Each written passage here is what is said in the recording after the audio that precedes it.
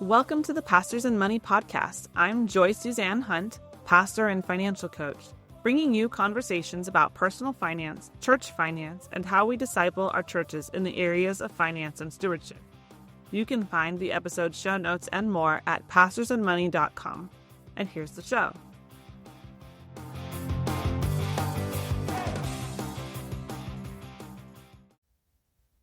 Nick Garofalo is a CFP candidate and the founder of Open-Handed Wealth. His goal, both in his business and through his podcast, is to help Christians align their life goals and vision with biblical wisdom, transforming stress into clarity and solving their financial pain points. He speaks to the intersection of faith, business, and generosity, empowering his listeners to find financial peace, give freely, and leave a lasting legacy, one small choice at a time. Well, Nick, welcome to the show. Oh, thanks for having me, Joy. I'm glad to be here. To get started, can you tell us just a bit about your journey into financial planning and what led you to focus specifically on serving Christians? Yeah, absolutely. So I came into financial planning because I love solving problems, helping people feel confident about their future, their financial future especially. But for Christians, money isn't just practical, it's spiritual. And so we recognize that we're stewards, like God owns it all. And what we do with the resources that God's entrusted to us can and will impact eternity. And so for many of us, myself included, that's honestly just downright scary. So I want to help people reframe this as an invitation and an opportunity to push back darkness and expand the reach of the gospel through the conduit of entrepreneurship and investing in financial decision-making. That's so much fun. I love that. So you founded Open-Handed Wealth. So tell us, what's the story behind that name? Yeah, so I firmly believe that names matter and that names communicate. So it was very important to me that we find a name that would serve as the cornerstone of our identity as a firm. So the name reflects the biblical principle of stewardship, namely that my hands can and should be open before God so that he can both give to others through me and give to me. And I think a lot of us just stop at that first one. We've been blessed to be a blessing, right? And yes, we have, but we've also been blessed by God to enjoy his goodness and return thanks to him for his provision. And so I just believe God does everything with excellence. He is a ridiculously over-the-top, creative, abundance God.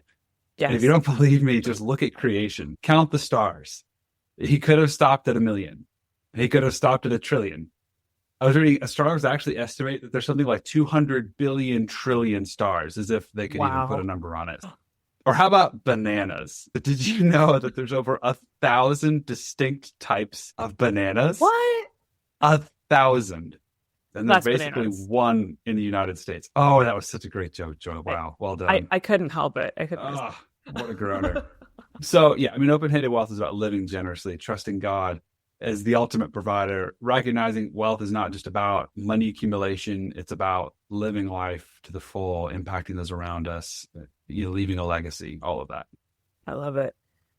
So you've made an interesting comparison. I know we talked about this offline about between tithing and quitting smoking. So can you unpack that for us? Oh my goodness. Yes. Dear listener, please forgive me for posting perhaps the most perfect example of clickbait in a comparison like this, but it was not my idea first. So this actually comes from a 2014 book published by Oxford University Press entitled The Paradox of Generosity. So you can blame them, okay? But basically it showed that consistent giving makes people happier, makes people healthier, and actually reduces stress. So to the smoking example, both feel like you're giving up something essential, right? Money or cigarettes, but the real story is about what you gain in the exchange. So smoking feels like stress relief, but quitting smoking ultimately leads to better health and better relationships and all that. So similarly, tithing feels like you're losing security. I have a whole article on my website about the verse in Proverbs that says, a rich man's wealth is like a high wall in his imagination. So we feel more secure when we have more money. It opens the door, giving opens the door to freedom, to joy, to a deeper trust in God.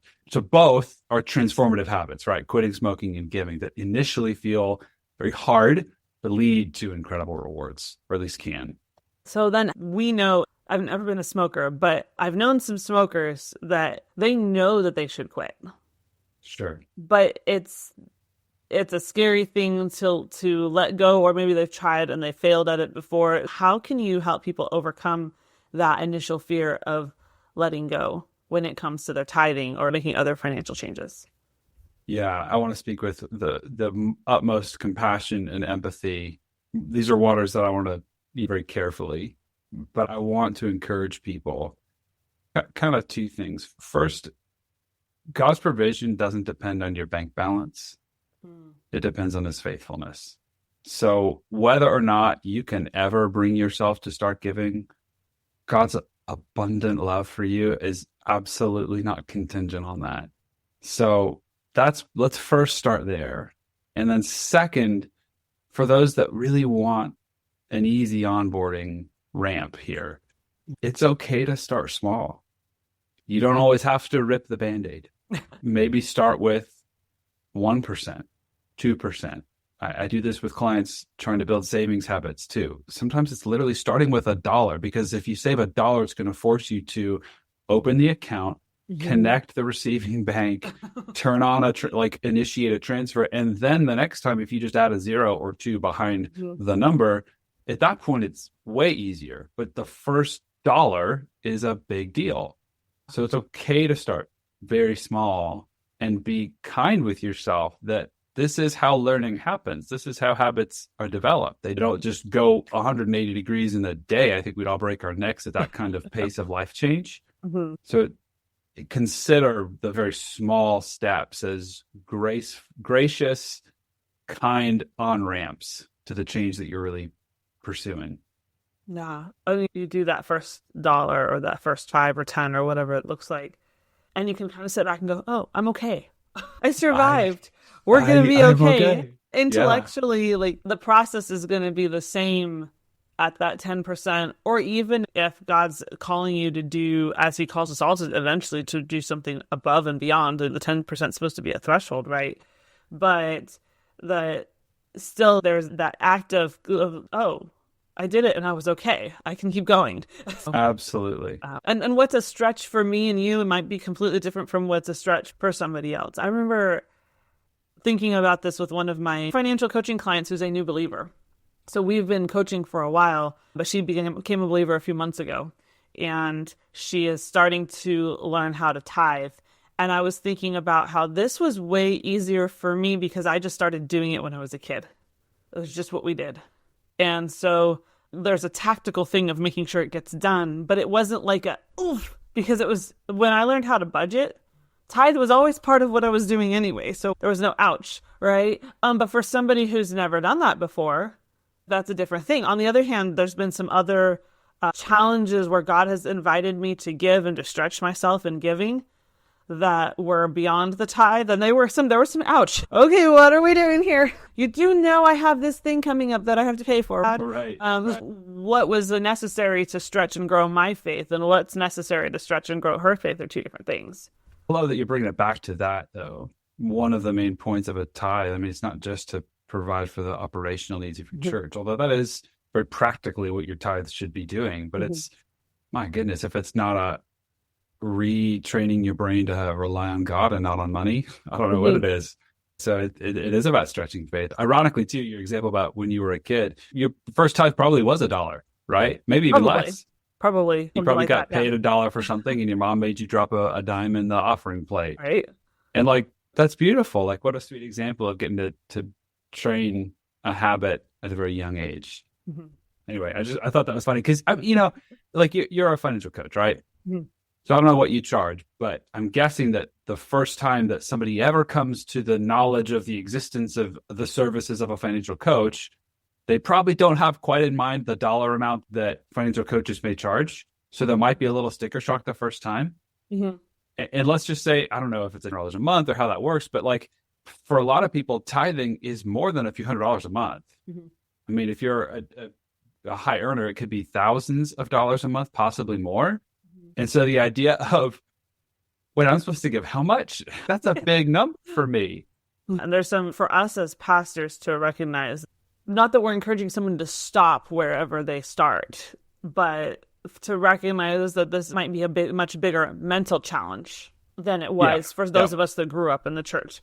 Or even I remember speaking with a pastor who grew up in the church, but in a particular ethnic group where she said there had been culturally a lot of misuse of church funds over the years.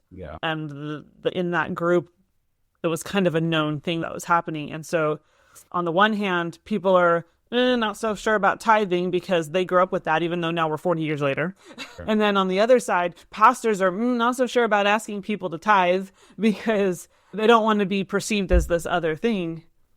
And so just some awareness of where are you people coming from and what is that? What is that growth process going to look like? And how can we help them to take steps of obedience and then just take the next step and then just take the next step? Yeah. And like I said, I want to help people reframe this, not as, oh, I'm supposed to give 10%, but hold on a second. Like, God is a ridiculous, over-the-top abundance God. There is so much more available in this world to meet your needs than you could possibly exhaust in all of your lifetime and infinitely more beyond that. This is not about your provision. Deep down, your fear of, oh, if I give, I won't have enough for me, is exposing that your trust is placed in something that's very unreliable. And I say that with all of the compassion and kindness as a co-sufferer of that affliction with you. I think the same thing of my money. My money. I said that intentionally. No, it's not mine. It's God's money. He's given it to me. I'm a steward. I'm living off of 90, and I am opening my heart to trust and confidence in Him to provide for all my needs. Yeah. And by reframing it as this invitation into the beauty of being a part of God's kingdom, I hope that can help us to transcend a lot of just to be blunt, the travesty of stories like what you just shared of misappropriation and poor stewardship and dishonest managers and all of that. Like, that gives such a terrible sour flavor to giving that God never intended, it breaks His heart more than we can imagine. But that doesn't mean that giving is the problem. So anyway, I'm sure we'll talk more about that. So you talk about shifting from how much should I give to how much do I need to keep? How does that change in perspective impact people? Yeah, like I was just saying with I'm living off of 90 versus I have to give 10, it's freeing. Because instead of focusing on what you're losing, it's helping to retrain your brain to focus on what really matters. And this shift allows people to put the priority on eternity. Like the line from C.T. Studd's poem. C.T. Studd, who's a famous missionary, British missionary to China, India, and Africa. And he said, only one life will soon be past. Only what's done for Christ will last. Well, when people see their finances as a way to reflect God's heart, they experience, it's hard to put words to it. Right. But joy and purpose and beauty and transcendence. My goal is to help Christians live into that vision with their day-to-day financial decisions. Yeah. That feeling is not the right word, but that assurance, joy, and all this gooey stuff, right? That goes a whole lot farther than that Amazon order that showed up on my doorstep a few hours ago, right? Yeah. Yeah, it sure does. A whole lot farther even than the tactical stuff like paying the rent. Yes, it's got to get done. But what if our perspective around what we get to be a part of with our finances were to shift? That's fun. So to shift into some more broader financial questions. So how do you help Christians balance being good stewards of their money while also maintaining that generous, open-handed approach? Sometimes we've all known these people. Sometimes some of us have been those people. I was the person, when I started getting out of debt, I had to cancel at least three compassion kids that I was sponsoring because it was all going on a credit card and I had no money. I realized I wasn't being obedient. I was just being emotional. I had to go clean that up. So we've all known people who've gone to one extreme or the other where it's not really obedience. It's really God gives compulsion and God gives us a generous heart, and that's good, but also tells us to take care of your own household. How do we work that balance in? Wow. So I'm really glad you said that. There's a point I wanted to make earlier. I see two reasons that people hold back on giving. One is debt, Mhm. and I'll talk about that in a second. But the second is actually the opposite, which is Mhm. I make so much money that if I was to actually tithe to my church, I might account for X Mhm. large percent of the church budget. Right. And then what happens if I ever leave? I would leave my church destitute, and Mhm. that would be a real tragedy. And I don't want to do that. And so there are some creative solutions there, Right. like diversifying your giving, Mhm. or just having an honest conversation with church leadership to ensure that they don't like modify the church budget around you. Extra. Yeah, yeah. But anyway, back to the first side of a major reason people don't give is debt. Mhm. So when you are up to your eyeballs in debt, you don't have the resources to give because you have already pre-given your income for the next however many years of term of debt you have Yep. to your lenders. You've pre-allocated all that I money, have donated it to Capital One and Amex, right? student And loans, and all that garbage. we don't want to admit that because it feels nasty. It feels embarrassing. And you talk about vulnerable, like, man, I mean, these are hard pills to swallow. Mhm. And I'm not saying that if you, and I want to say this with all kindness, is because I know, especially gosh, several years, some economic factors and conditions have been really tough for folks, really tough. And so I'm not saying that all forms of debt are bad, that you are a bad student, none of that. But I'm just wanting to acknowledge that debt is a very significant reason that can keep you back from being able to give. No. So let's start there and kind of getting back to your main question of how do you balance being a good steward, being generous, being open-handed. And I think you're asking, how do I balance that with I don't make a lot of money, or I have a lot of kids and a lot of expenses, or just kind of the normal life of like, the way I say this is, how do I invest in the present while preparing for the future? Yeah. Okay. I deal with this a lot. It's a common question. I have kind of a 2x2 matrix that I like to show when I'm talking about this. If you imagine the bottom axis is income and the vertical axis is wealth. So let's just think of a couple examples of people, a young person just starting out with a couple young kids early in their career. They're probably in the bottom left, right? Not a whole lot of income, not a whole lot of wealth. They are working hard. They're earning their money, probably spending all of it on bills and kids and family, not trying to save, but they don't have a lot accumulated. Compare that with a retiree. Mhm. They probably don't have much income, but they have a lot of wealth. They're living off of their wealth, right?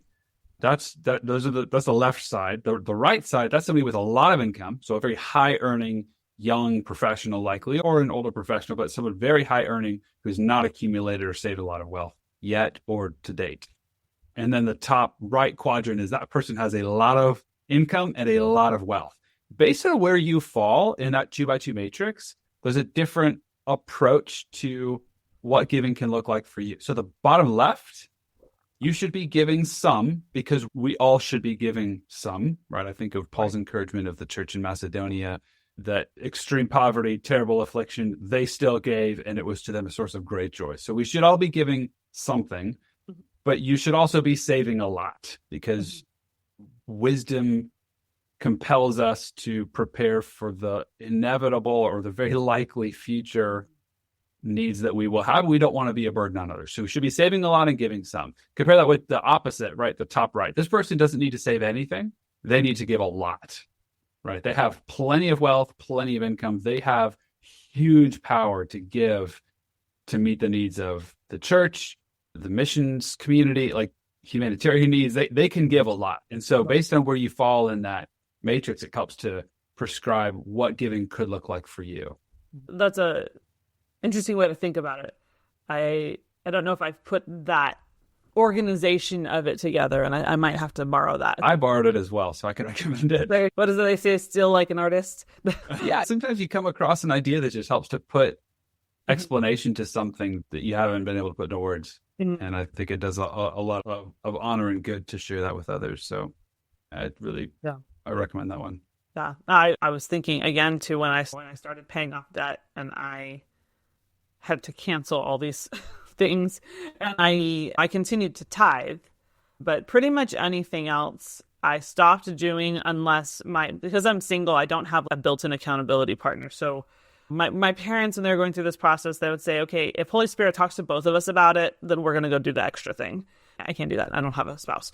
So I would say if the Holy Spirit nudges me about it and I sleep on it and he's still nudging me about it, then I know it's him and not. But the interesting thing about that was that I gave more in those 3.5 years that I was paying off debt than I ever had in my life before. And I was mostly just doing tithe. Because as I was obedient with the small things, God multiplied my income. And that I got to write some really big tithe checks, and that was fun. I remember noticing that and going, look at that. I've never seen that before. And it doesn't always work like mathematically exactly the same way. But for me, I had to learn to, for one, God said, go clean up your mess. That was what he told me to do. But I had to learn to be obedient to the biblical wisdom across the board, which does talk about debt. And then also realizing that I was positioning myself to be more generous later as well. And I've gotten to have some fun with money and some fun giving since in a couple of years that I've been debt free, that I was just not in a place to do while I was donating child sponsorships on my credit card over here. I love that. That's beautiful. I mean, that's what so much of good financial behavior is taking a long-term perspective and saying, you know what? Okay, the next 2 years, I'm not going to do all these things because I need to get to a position of health. Clean up your mess maybe is a little harsher than I would ever say to somebody, but I had a mess, so I had $106,000 worth of a mess. Sure, but okay, so let's clean this up. And then after 2, 3, 4 years or however long, it's going to look so good. It's going to be great. And that vision is what compels you on the hard days to stick with it and to keep plugging away. Yeah, that's good. You have to have that vision. You have to know what you're fighting for, what you're working towards. So what does leaving a lasting legacy mean to you? How do you help clients work towards leaving a lasting legacy? That's a really rich question. There's a lot of nuance there. I would say a legacy is not necessarily a big inheritance. In fact, oftentimes it's not. A legacy is something that you cannot put away in a bank account. It's something that you cannot put on a statement of financial position. You cannot put it on a balance sheet.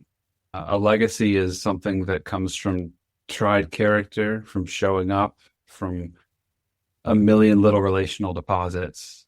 It's not about money. So often we connect the two. And here's why. You know, as a kid, it was really important. And we had some really tough financial years. But it was really important to my folks that we would take family vacations. They didn't have to be fancy. We never went on cruises or we never flew away for something like exotic, like skiing or whatever. But it was important to us as a family to get away, to rest and play together. That takes money. But that was a financial decision that had just innumerable relational implications. You can leave a really significant impact on people through your giving, but it's not always the giving of money. So I like to add a couple to the list, the common list of time, talents, and treasures. Those are the 3 core, but I would add attention and relationships to those.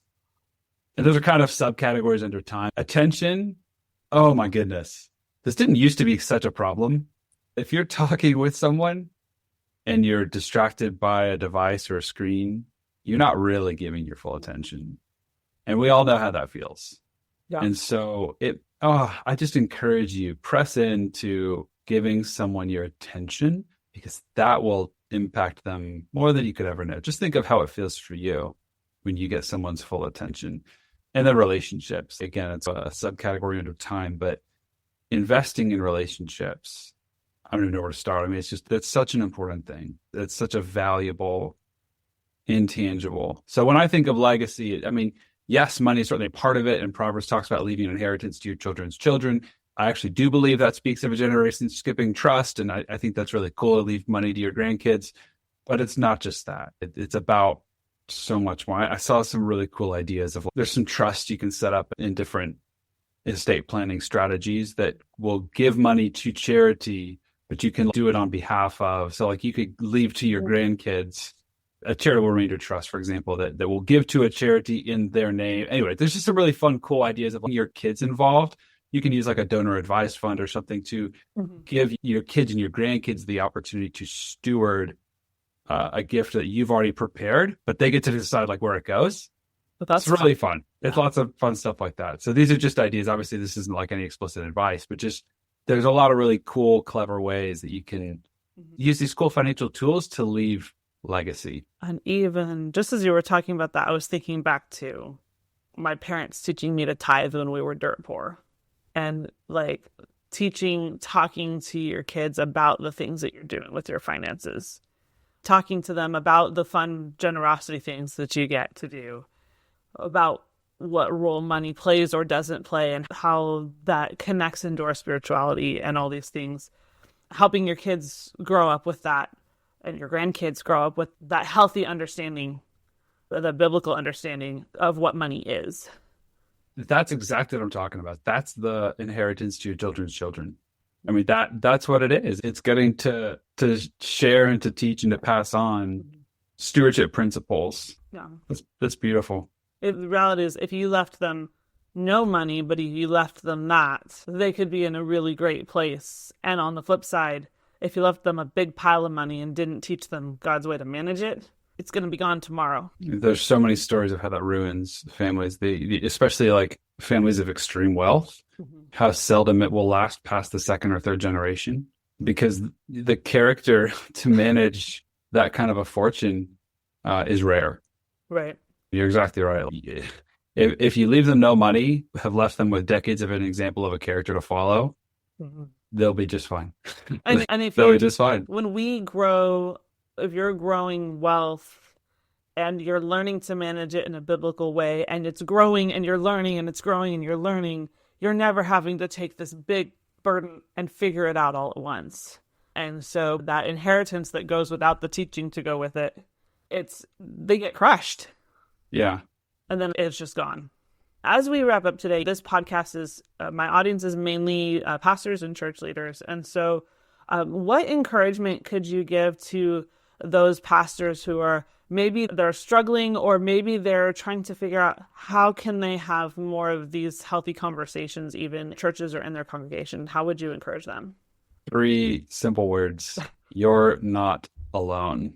My heart goes out to pastors because they are placed on such a pedestal to be perfect, to have it all figured out, to never make mistakes, to be in their offices while also still out in the community, while also still leading their families. You're not alone. You don't have to figure it out alone. I would strongly encourage anyone with, and I think that's probably one of the biggest hurdles that I find with prospects, especially, or people just having money conversations with. There's such a reluctance because it feels very intimate. It feels very personal to invite you into my financial world and my decisions. And what are you going to think of me? And so many of us in the financial profession, and gosh, there are so many, I hate to say, but so many bad actors that really do give a bad name to certain sides of the industry. But on this side of the coaching, advising, planning, strategizing, like the helping side of the financial profession, we want to help people. That's why we're doing this. We've been there ourselves, we figured it out, and we want to go help somebody else. And so I hope that even just hearing that will break the ice enough that you, if you're listening, you're like, golly, I would love a conversation with Nick or Joy or somebody who's a financial planner to just give me a second set of eyes. Do it. Don't wait. The first call is totally free, no strings attached. The second is probably free too. Like, just book an appointment, right? Find someone you can trust. There's a lot of great fiduciary advisors out there that would love to talk with you and help you out. You don't have to feel like you're doing it alone. No. Yeah. And I think that's a great way to tie this up, because as you and I were talking about before we started recording, a lot of pastors are feeling like they're alone in this space. And it's kind of scary to talk to people, and there's not necessarily always a place where you feel like you can go. So just know you're not alone. Nick's here. I'm here. I have a collection of coaches that would love to get to work with pastors. Please reach out. I had a pastor reach out a couple weeks ago, and we met on Friday for the first time to work through some stuff with her church finances. And we haven't even gotten past the first 30 minutes, but she's already texting me how she's excited because she's not doing it by herself anymore. So don't do it by yourself. Yeah. Doesn't have to be Nick or me. Just don't do it alone.